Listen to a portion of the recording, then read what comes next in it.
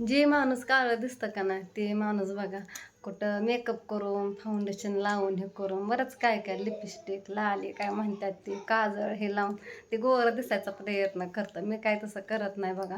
आणि नवरा माझा काय कमी करत नाही. मी ज्याच्याकडे बोट करून ते आणून द्यायला तयार आहे. मी मागायच्या आधीच काय पण आणून देतात क्रीम हे, पण मलाच ते आवडत नाही. मी आपली जशी आहे तशी चांगली माझी मला बघा कशी का असाना. झालं गेलं आपलं आता 2-3 लेकरं झाली. आता ह्या लेकरांचं भविष्य बघायचं. कुठं त्या गोऱ्या पाण्याला मिरवत बसतं आपलं. हाय सगळ्यांना. तर बघा काल मी जो व्हिडिओ टाकला होता देवाला गेलेलो मुलांना गार्डनला थोडं फिरवलेलं संध्याकाळनं बघा. तर तो पहिला व्हिडिओ होता 2-3 दिवसाचा मिक्स करून टाकला होता. काल काय व्हिडिओ मला घरातला घेता आला नाही आणि मी बनवला पण नाही टाकलं पण नाही.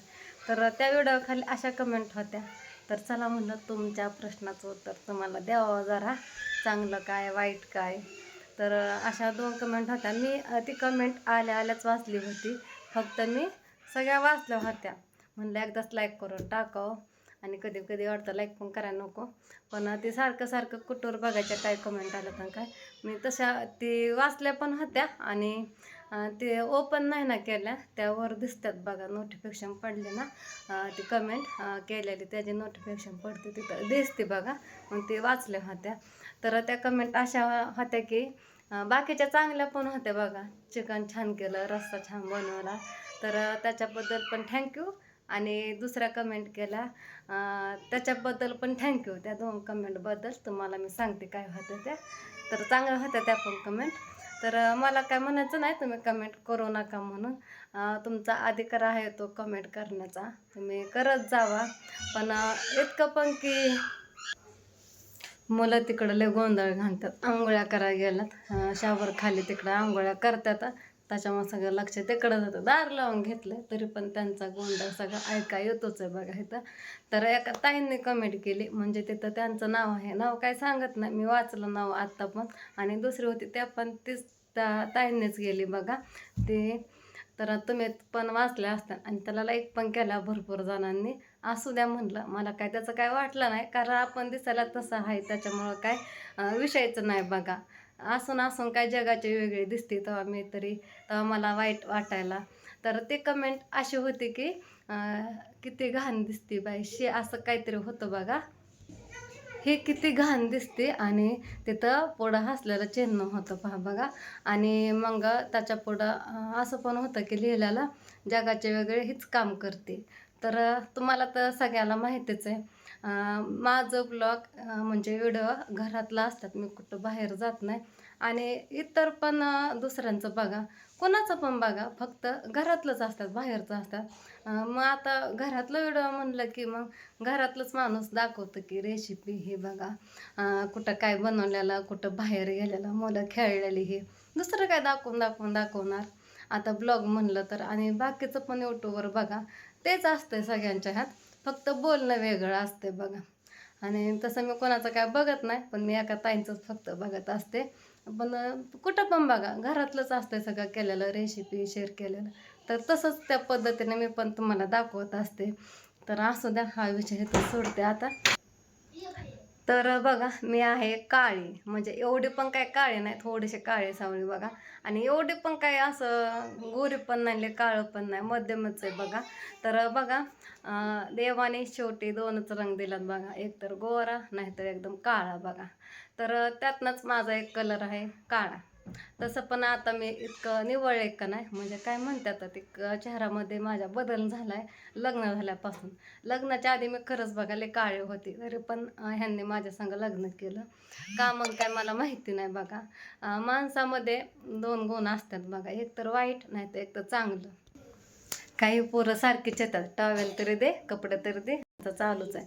तर बघा माणूस काय करतं लग्न जमवताना, पोरीचं कलर हे काय बघत नाही. कोण कोण कलर बघतं, कोण कोण गुण बघतं बघा. तर लग्न ठरवताना तिचं गुण बघतात पहिल्यांदा, तिला काय येतं काय नाही ह्यातलं पण सगळं बघतात. तसंच ह्यांनी पण माझ्यातलं एक गुण बघितला आणि मला काय येतं काय नाही ह्या पद्धतीने सगळं बघून घरच्यांनी हे करून तसंच माझ्या संग ह्यांनी लग्न केलं. राधू मला काल पण मला म्हणली, मम्मी पप्पाने तुझ्या संग लग्न कसं काय केलं गं? म्हणलं तू पप्पाला विचार की गं. राधूने हसत हसत विचारलं बघा कसं काय काय माहिती. म्हणली मम्मी तुमची एवढी गरिबी होती, मग मम्मी तुझ्या संग पप्पाने लग्न कसं काय केलं, तू एवढी बारकी होती. मला हसायला आलं बघा तिचं. बरं ते पण जाऊ द्या, ते आठवलं म्हणून सांगितलं. तर बघा, जे गोरं दिसतं त्याला लय गोऱ्याचा स्वतःचा गर्व असतो बघा. ते म्हणतात ना, गर्वाचं घर शेवटी खालीच असतं, असं एक काहीतरी मन आहे बघा. आणि त्या ताईंला बघा मी लय घाण दिसते. त्या ताईंला बघा मला बघितलं तरी कसं तरी होतं, माझा चेहरा बघू वाटत नाही. आणि परत म्हणलं तू घाण दिसती बाई असत्यात त्याच्या पुढं.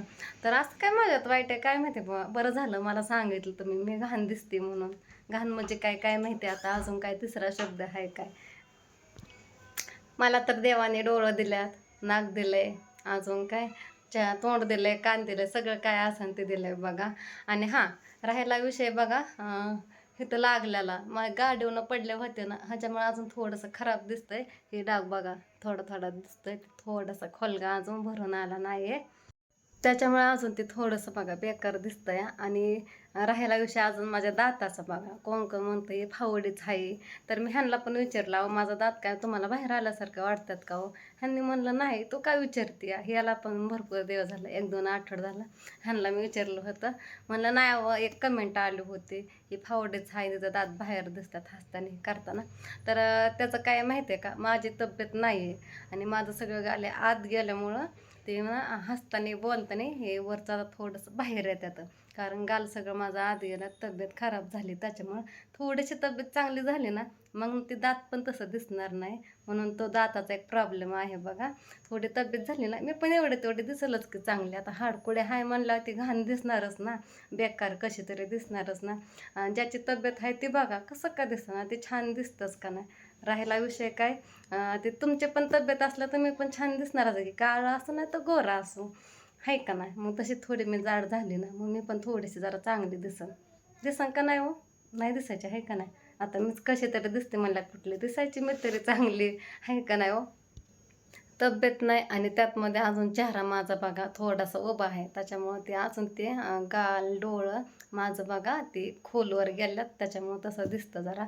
आणि थोडे हाडं पण वर दिसतात, तर कॅमेऱ्यामध्ये एवढं काय दिसत नाही, असं थोडं दिसतं बघा, त्याच्यामुळं ते खराब दिसतं या. आणि आणि दात माझं बघा बाहेर असतं ना, तर ते म्हणतात ना दवाखान्यात ट्रीटमेंट चालू करून ते तारा हे बसून दात आत घेतात. तर त्याची मला काय गरज पण नाही बघा करायचं म्हणलं तर. कारण की माझं दात बघा असं बाहेर नाहीत, फारोळा दात नाही, तर हां त्याला फारोळा दात म्हणतात. कोण कोण म्हणतं फावड्या दाताचा, असं त्याला शब्द आहे बघा.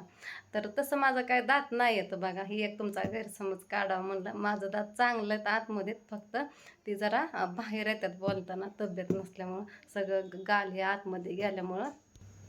नाहीतर ह्यांनी पण माझ्या दाताला तारा बिरा बसून चांगलं केलं असतं, तसलं दात असतं तर. पण त्याची काही गरजच नाही बघा. आणि राहिला विषय कशाचा, लग्न ह्यांनी कसं काय केलं बघा. तर माणसं काय करतात, आता लग्न जमायचं म्हणलं सगळं गुण हे बघतात त्याला, मुलीला काय येतं, स्वयंपाक येतो का, अजून वळण चांगलं आहे का तिला, संस्कार आहेत काय, सगळं माणूस त्या गोष्टी बघत असतंय. मग लग्न ठरवत असतंय, कोण कलरवरनं तर कोण तिच्या गुणांवरनं. तर ह्या पद्धतीने सगळं करत असतात. तर ह्यांनी बघा मला काय येतं, स्वयंपाक येतं काही, सगळं माझ्यातलं चांगलं बघितलं, मग माझ्या संग लग्न केलं. नाहीतर कोण कोण बघा जे मोठ्या मोठ्या घरचे असतात, ते फक्त दिसायला रूपानं छान असलं तरी पण त्याच्या संग लग्न करतात. नाही तर त्याला भाकरी भाजी येऊ नाही तर नाही येऊ, त्याच्याशी काही घेणं देणं नसतंय बघा त्याचं. फक्त बायको दिसायला सुंदर छान छान असली तरी पण ते लग्न करत असते, त्याच्याशी घेणं देणं असतंय त्याचं बघा.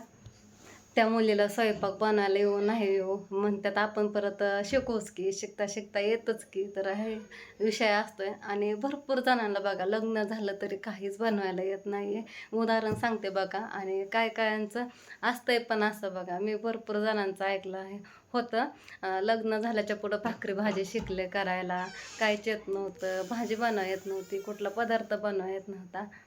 तर तसं तर मला लग्नाच्या आधीपासून मला सगळं येत होतं.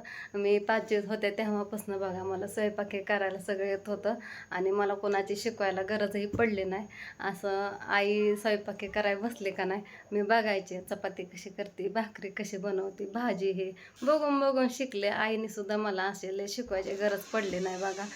मी आपोआप शिकले आणि शाळेत जाताना पण मी स्वयंपाक हे बनवून जायचे एका टायमाचा. आल्यानंतर पण बघा मी सगळं घरचं काम करायचे. आमची शाळा सुटायची 5-5:30 वाजता. घरी यायला आम्हाला अर्धा तासाचा वेळ जात होता बघा. उशीर लागायचा. गावात शाळा होती आणि रानातली वस्ती असायची.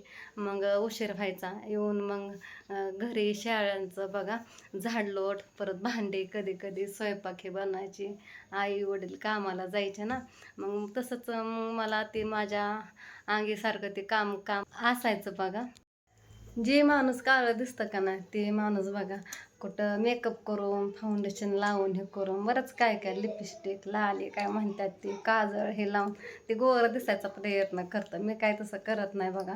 आणि नवरा माझा काय कमी करत नाही. मी ज्याच्याकडे बोट करून ते आणून द्यायला तयार आहे. मी मागायच्या आधीच काय पण आणून देतात क्रीम हे, पण मलाच ते आवडत नाही. मी आपली जशी आहे तशी चांगली माझी मला बघा कशी का असाना, ते मला क्रीम हे लावायला आवडत नाही. म्हणून मी ह्यांना काहीच आणून देत नाही. ह्यांनी मस्त म्हणतात तुला ही क्रीम आणू का, ती क्रीम आणू का, मी ह्यांना आणून देत नाही.